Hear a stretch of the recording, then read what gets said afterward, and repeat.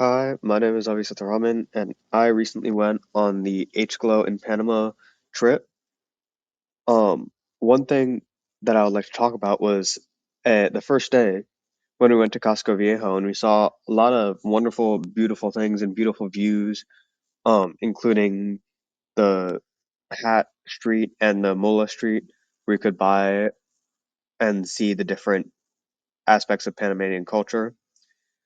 And that day, we kind of learned about Panamanian history and the history of Casco Viejo as a UNESCO World Heritage Site. But then we learned about the not so great part about that, which is the gentrification and the wealth inequality that arises because of the UNESCO World Heritage Site uh, name. So when we were walking around Casco Viejo, our tour guide talked about how you could walk one or two streets down and you would be in uh, the equivalent of a slum, right?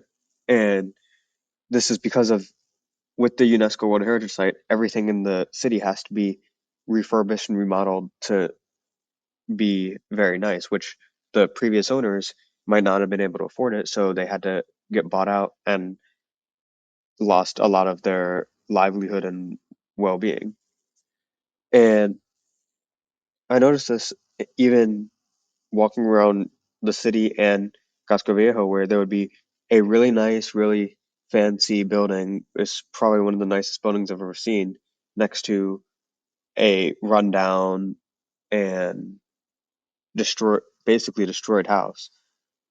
Um, and even in the city, there would be different types of hotels or apartment buildings where there's a really nice apartment building next to a shorter yellowed building that it was probably for locals versus for international people. And this was very uh